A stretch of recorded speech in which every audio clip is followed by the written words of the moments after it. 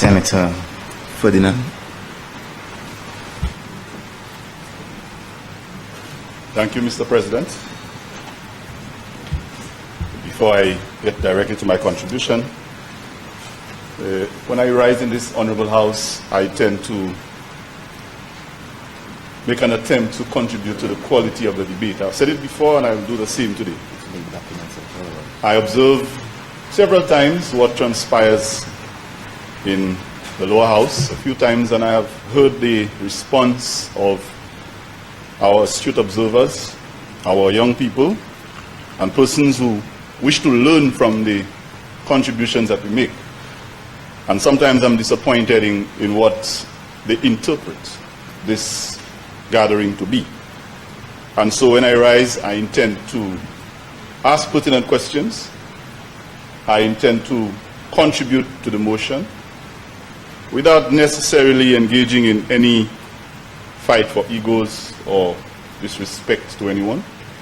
And I'm hoping that, as was mentioned previously, the upper house continues to show some quality and stands out as far as the quality of the debate that goes on. I think we can do that in a very tactful, professional, skilled way to ensure that the discussion, the debate, and whatever goes on here is worthy of note and will benefit those who follow it. So in that light, I don't expect a battle of egos. I don't expect any of what I've seen previously. And clearly, I don't think there's going to be any walkout. So, Mr. President, the motion before us is a motion that suggests that the government seeks to borrow in total in excess of $360 million, specifically $103 million to finance the capital budget. Of course, it is not unusual for government, soon after passing the budget, to source funding.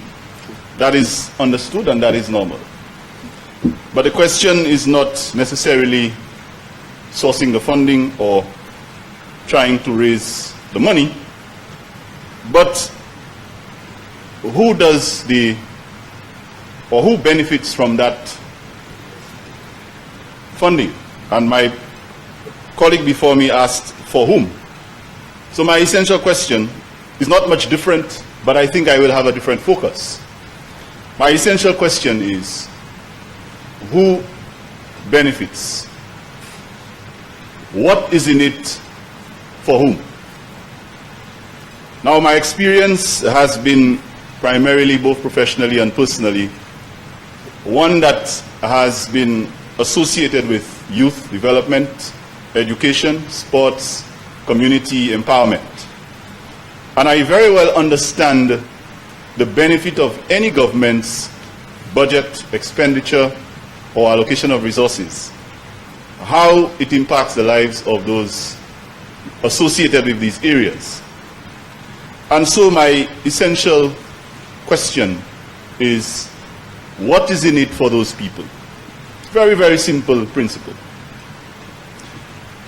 Every time there's a question raised about what is done with the taxpayers' money, or especially money borrowed,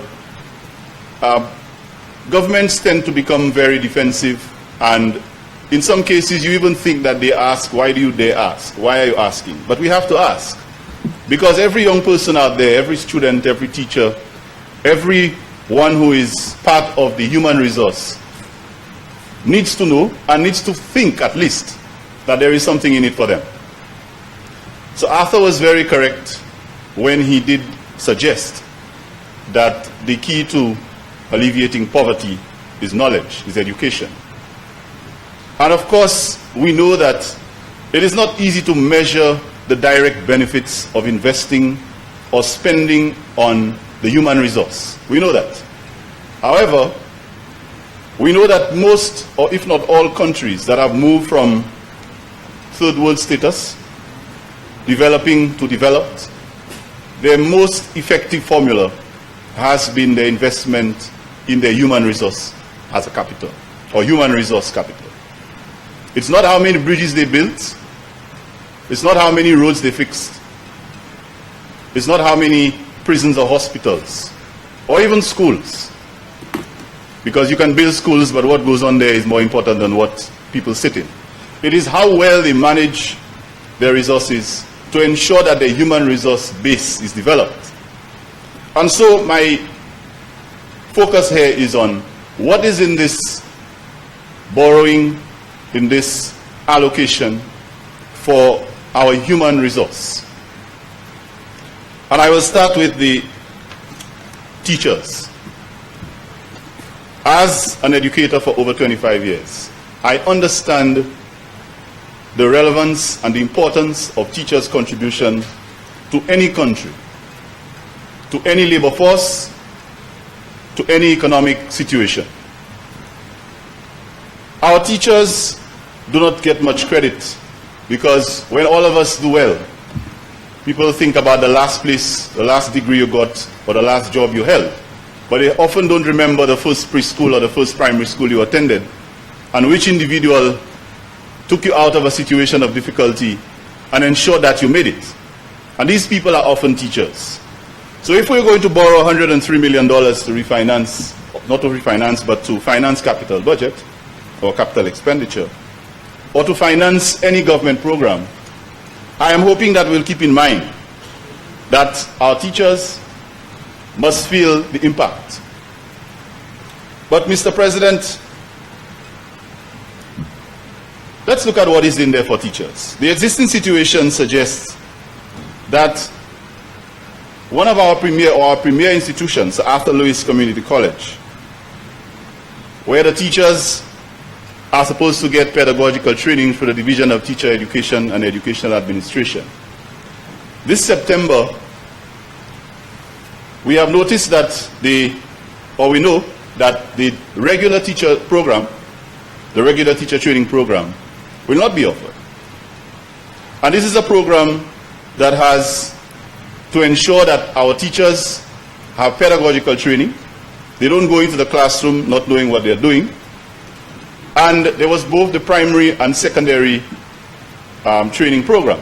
Now, one may argue that we have enough trained teachers in the system, but that is actually not so, because in the primary schools, we almost have 100% trained teachers. That is great. But in the secondary schools, we have almost 25% of the staff that is untrained. So it means that our pedagogical training is an area that we have to consider. But while we are borrowing this money, I am noticing that this program is not continuing. So what happens to these teachers who are in the secondary schools, untrained, and seek to develop their pedagogical skills, but cannot afford or are not afforded that opportunity in September? I noticed that we have another program that used to be for the skilled training. That is the home economics program. And it was a program that was designed for trained teachers to obtain a diploma, whereby they can also improve their grade from grade 8 to 10, and they would return to the schools, primary and secondary, to administer the home ec program. The home management, well, it used to be called home ec, now it's home management, and I think it's also referred to as the consumer science. Fancy terminology has come in. These people would get their full training while they're being paid, and were able to go back and improve the technical education aspect in the schools. And as we know, the economy now is seeking skilled personnel. It's not about just knowledge and academics. It's about skill and competence. And that area speaks specifically to that. But what happens now? This program is being offered, but it's now offered to anyone. You don't have to be trained. Are we now going to ask the teachers who are not trained to engage in a program of certification in an area that requires training? without the $800 bursaries that they would normally get, and then go back to the schools to go back to teacher training. The same teacher training that has been stopped. In addition, Mr. President, when this program was in its original state, a teacher could have left Sir Arthur Lewis Community College with a diploma in home economics and in 2 summers pursue a bachelor's degree at UTEC in Jamaica. In 2 summers. All that time that teacher remains employed, can look after her family or his family, and is at a grade 10 salary. And of course, in 2 summers, that is the August vacation, that teacher could have enrolled in that program and move up to a grade 12 status in the teaching service and earn a grade 12 salary to help to feed their family. Right now, what is happening is that this program is now being offered to people without the teacher training. So it means when they have finished that diploma program, they cannot go to Jamaica to pursue the UTEC program. They cannot get certified with a bachelor's degree in education or in home economics or advanced home economics. And it means they are at square one. So why are we introducing programs that are not taking people where they need to go, while we are terminating those that were doing just that? So, Mr. President, I need to say that while we borrow and while we decide to seek to borrow or to seek to get funding for our programs, we need to do so with a social conscience. We need to ensure that it's not only about profits and direct returns. We are dealing with people. We are dealing with human beings whose lives and their activities depend on the policies of the government. So my question still remains, what is in it for those people? Mr. President, I also want to ask, what is in it for the young school leavers? What is in it for them? About 2,000 of them are graduating this year. In fact, it's graduation season. As a matter of fact, I'm supposed to attend one this afternoon. There are about 3 secondary schools. 3 secondary schools with graduation ceremonies today. Miku Secondary, Leon Hess Comprehensive, Beaufort Comprehensive, Larry Shoes. So the young people are in graduation mode. Many of them will want to pursue further education, I hope. But many of them will seek to, like some of us did, find immediate employment to help support their family and to perhaps save up for later pursuance of education. And so the 2,000 or so of them, including the post-secondary students, what is in it for them? What is in this borrowing and this budget for them? Are we expecting them to depend on one of these programs that I just heard about? And I will allude to it a little bit later. Are we depending on one of these programs that has basically replaced a program that was intended to help young people who graduated from secondary school and were unable to acquire the number of CSEC passes to gain direct employment or to enter tertiary education? We have a whole lot of these people in the system, and I think we have to pay attention to them. Mr. President, we had an organization known as the NSDC, National Skills Development Center. I know several of my past students who went after graduating from secondary school and not doing as well as they would like. They may have been late developers, and we have a lot of people like that. They bloom in the latter years or the later years of their adolescence. They had a second chance where they could have returned to that institution and received training in skilled areas.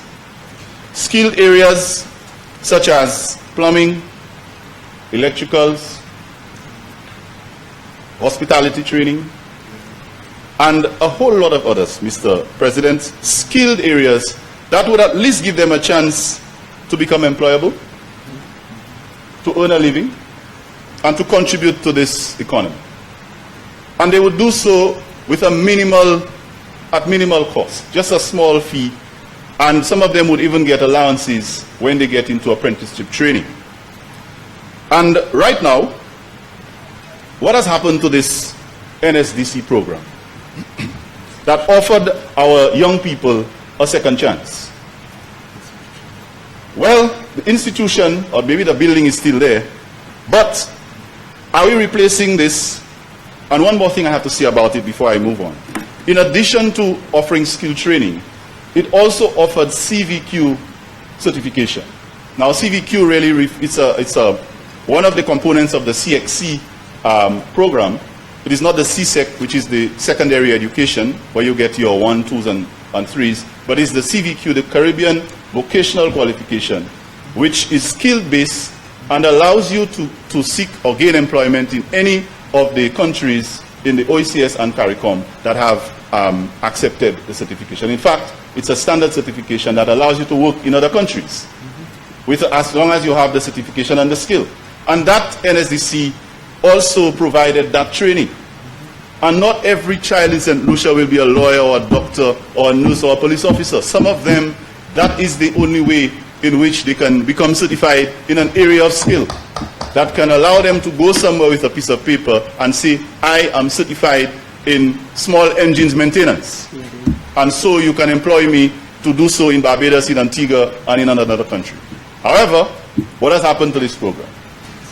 Are we now going to replace this institution where young people could have gotten training and certification at a minimal cost, and now have them to go to seek assistance or seek that training in private, almost private funded government programs like CHTTI, where they have to spend thousands of dollars just to gain entry? I don't see why this is necessary. And are we going to borrow money to abandon programs like those offered at NSDC to replace them with those programs? And that is why my question is, who is it for? What is the need for these young people? What is the need for them? So, Mr. President, I also want to ask, apart from just the hospitality training, what else does this new entity offer? Remember, the NSDC offered a range of skill areas, and I mentioned some of them: electricals, plumbing, also hospitality training, right? And a whole lot of other areas, small engines repair and so on. This new CHTTI, or whatever it is called, is focused on only one skill area: hospitality training. So what happens to the other areas that our young people are interested in? And the job markets demand that they have skills in those areas. Are we only preparing our young people for training in hospitality areas? Is that all we're offering? So how are we spending those monies? Mr. President, I want to go to the curriculum. Our present curriculum, and as mentioned by the Minister of Education herself, that I agree with, it requires some measure of, if you can say, revolution or modernization. And I agree. But while we're speaking of modernizing the school curriculum, what are we going to include? How are we going to do so? What is in this borrowing, or what is in this budgetary allocation, and in this attempt by the government to finance its programs? What is in it for our curriculum that exists as it exists right now? I heard mention of ICT, of course, and our Ministry of Education is Education and Innovation. That is very, very nice to hear. But ICT started, and training in ICT started quite a long time ago. As a former school principal, I remember teachers from my school, and now principals, have been engaged in ICT training to familiarize them with the program, to ensure that it is properly implemented in schools. I was hoping to have heard or to hear that there was some allocation or something to do with that type of development in all of this borrowing. I am yet to hear about it. So, not just that we remove the laptops, and I know the argument about we can't eat laptops, and why put laptops in schools if the children don't have the skills and the teachers don't have the skills, but the government of St. Lucia under the St. Lucia Labour Party had already started that training program. So ICT, and we must also remember that ICT is not about computers alone. It is not about computers alone. It's about e-learning. It's about making learning relevant in the classroom so that students can adapt to all the technology and the latest advancements that are there. And so it's not about having a piece of equipment. It's also about developing the competencies to use it. And that is where I was hoping that I would see some injection of some of this money. So, Mr. President, we have something called digital classrooms. And any modern educator will appreciate the need for that. Because you come to a classroom as a teacher with chalk and Bristol board and children don't want to hear you. They're interested in the digital gadgets. That's what they want to see. And whereas the only digital gadget that they had provided by the government, which was a laptop, was taken away, I was hoping that there would have been something to replace it.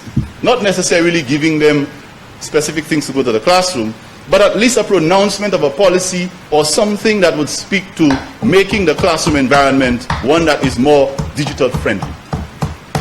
And I'm yet to hear anything like that. So I am asked, if I was a young man going to school at 15 or 14 right now, I'll be very concerned as to what is in this for me. My government's first budget upon entry, and they have not made any pronouncements that are geared towards looking after my needs. The only thing they have done is to take away something that I may have had or I may have received in September. So, Mr. President, when we borrow money, and I know governments have to borrow money, I don't have a problem with that. When we seek to do that, we have to ensure that what we do with it impacts those who need it most. And we must never forget the importance of our human resource. I know governments like to boast about buildings that they have up there, and you can go over there and you can see that, and this is what we did, and we have bridges and schools and so on, and structures. Yes, but these structures mean absolutely nothing if the human resource capacity is not developed for us to make use of what goes on in these structures. The only asset a government has without oil, we don't have oil, we don't have bauxite, without all those natural resources, is its human resource. That's right. And we develop the human resource not only with degrees, we develop the human resource with ethical, moral, and citizenship education. We must ensure that our young people are learning the right things. A whole set of knowledge is of no use if you don't have the will and the ethics that apply to using it well when you get a job, or when you create a job, that you will not manipulate your employees. So, Mr. President, we need to ensure that these social programs that have been offered are being expanded and not being closed down or not being shut. I want to refer, Mr. President, to another initiative that was extremely good that I found in the education system, and I have heard no mention of it. I'm very concerned about it. And that my colleague, Minister of National Security, I'm sure would be interested in this one. There is a department of the Royal St. Lucia Police Force called the Community Relations Branch, CRB. And they have done tremendous work over the years with schools. And I think my colleague Minister of Health would also be interested in this. Because usually, when the problems develop in our social networks and in our schools, they land in the lap of either the Minister of Health or the Minister of Social Transformation, the Minister of National Security. Because the casualties of crime, indiscipline, and inappropriate social behavior usually land somebody in a prison, in a hospital, or in some home where we now have to use the taxpayers' money to try to rehabilitate them or to take care of them. And I always offer the argument that the best medicine, the best remedy for these is not correction at bodily or punitive measures and punishment, but prevention. If we can prevent them, then we don't have to worry about spending money to fix them. So I returned to the CRB department of the Royal St. Lucia Police Force. In our schools, we had an officer who would be assigned to either one school or a group of schools within a district. And at this point, I want to commend and give kudos to some of those officers who have worked in the schools in my district. I can remember Officer Fanus, I think she's now attached to training school. Officer Augustine, she's I think now Officer James. She even got a regional award for her work. And now we have Officer Charles, a former cricketer, Cyril Charles. These officers were very instrumental in helping the schools and the communities manage students or young men and women who were going through all kinds of difficulties at home, who would have been dropouts, the would-be criminals, the would-be delinquents, giving them a second chance, having interventions in collaboration with the schools to ensure that these young people can finish school, stay away from all the problems in their social environment, and contribute to the development of the country.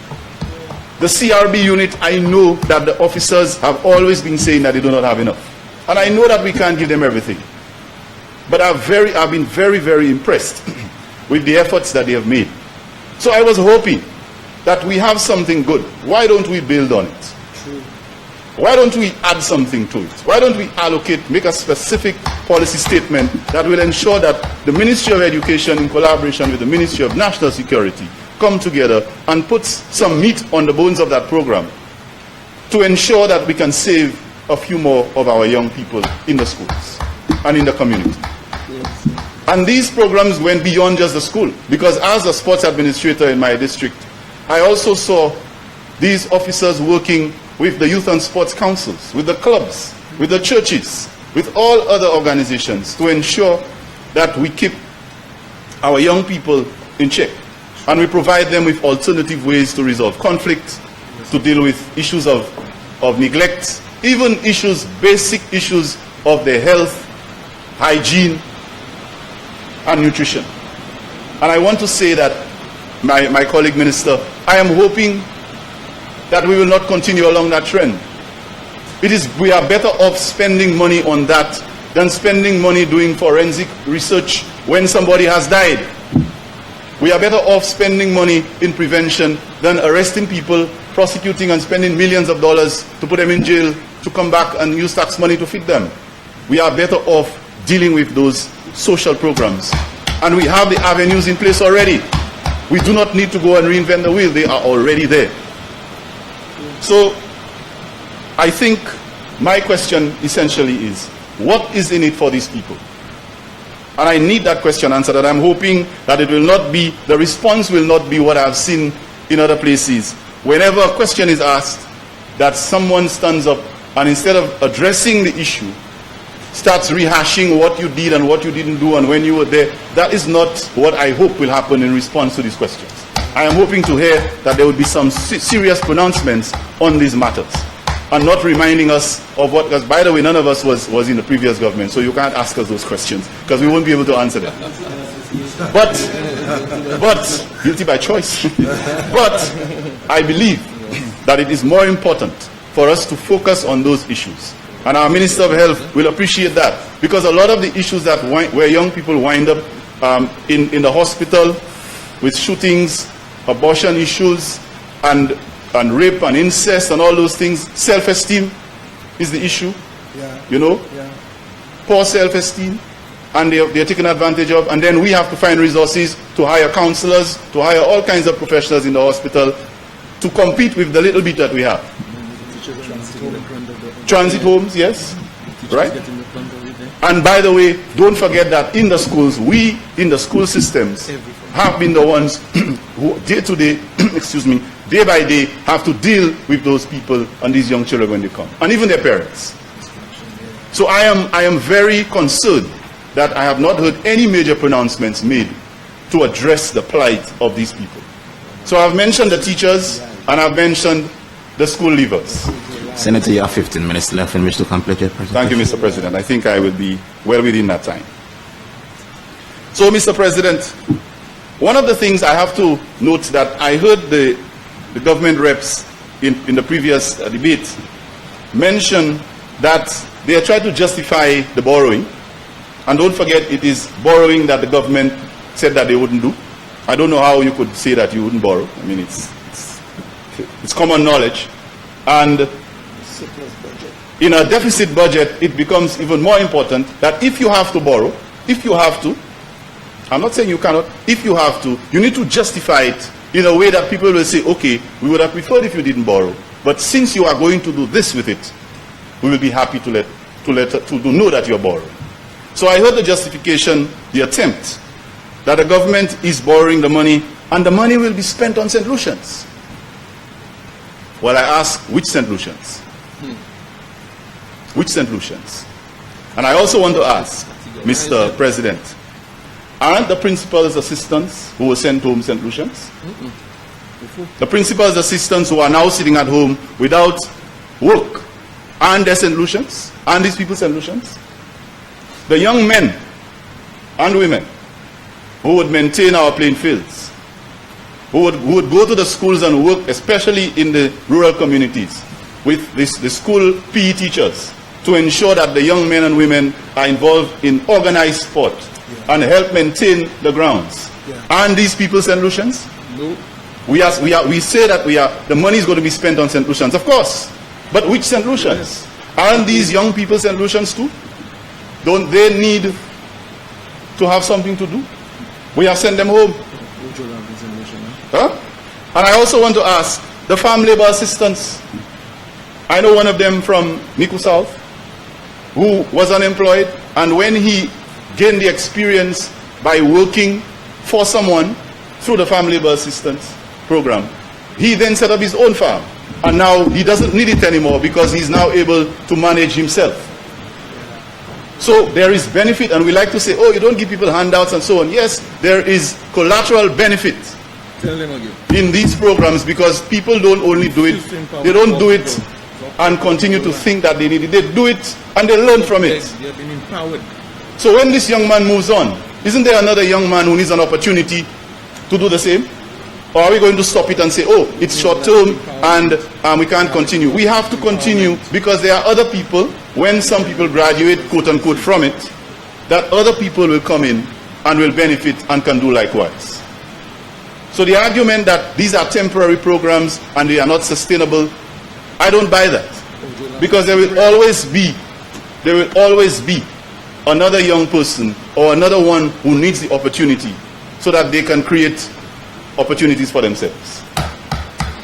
So, Mr. President, I want to say, in wrapping up, that there's this notion, and I don't want to, as I said in the beginning, attack any personality, but I will speak to that notion that when we do something for you, we are in government, we are politicians, we are government ministers. When we do something for you, be grateful, because we're giving it to you and you didn't have it before. Let me say something to that, Mr. President. Anything that is done for St. Lucia's taxpayers, St. Lucia's children, and St. Lucia's people by the government is not a favor. It's an obligation. And they have a right to access it, every single St. Lucian.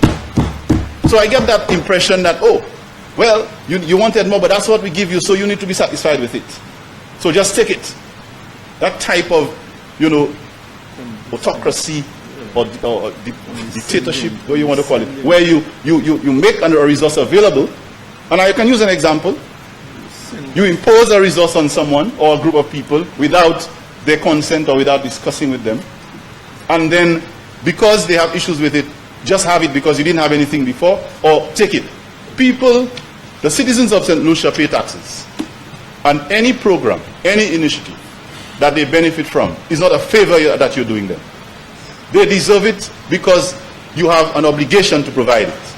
And if they have objections to what you are doing, if they express that even if you borrow $103 million, but you are going to take that money and you are going to hire a foreigner to provide services for people who benefit, whereas those benefits could have been for St. Lucians or for someone else, if there is issue with that, you have to listen to them. I'm hearing that there was consultation on the National Cultural Complex sometime last week. Right? Some notice going around to invite people to a meeting to consult. To consult when? After the fact. When the decision has been imposed on you. You want to consult with me after you've made a decision on my behalf? So what am I going to do? When I come and I have an issue with it, you've already made the decision. You need to consult with me before. True. So that my input can inform your decision. That's called informed decision making. Yeah. That's what we teach children in schools. Before you make a decision, you must have information so that you can make a decision that is informed, not a decision that people tell you about. And if we're serious about education, we must continue to educate our people and don't play games with them. So when you call people to a consultation after the fact, you are merely creating a stage and there is no consultation. So, Mr. President, as I wrap up, I ask the question again. What is in it for the people who need it? What is in it for our human resource?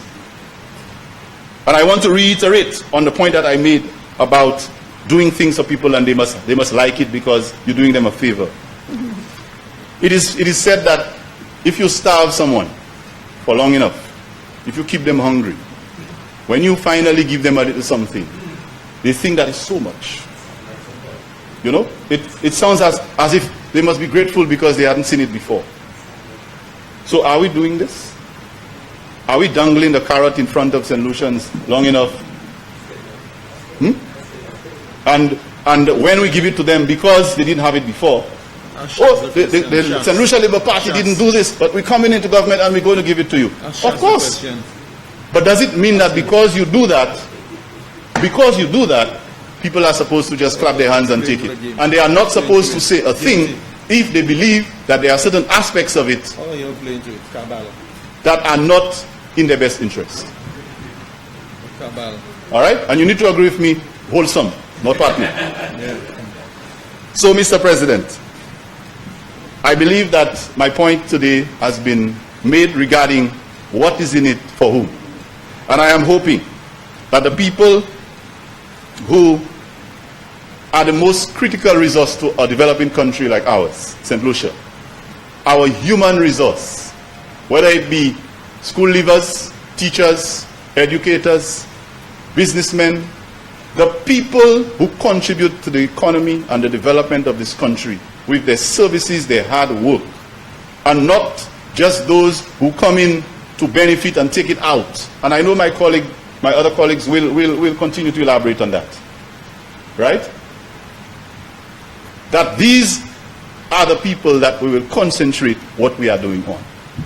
And I will not be hearing in the near future that there will be other projects that will embrace outside resources and give St. Lucians a little bit of a taste of it. But the bulk of the profit or the bulk of the reward goes away from them. Everything we do in this country, we must ensure that the citizens of St. Lucia, the human resource base, are the primary and most important persons who will benefit from it. So I look forward to a response from the government on those issues, and I hope that it will not be, what did Kenny do, what did this one? I don't think it will be of any value to me if I'm asking these questions and the response is going to be about who did what in what year. Your budget. I need to see what's going on looking ahead.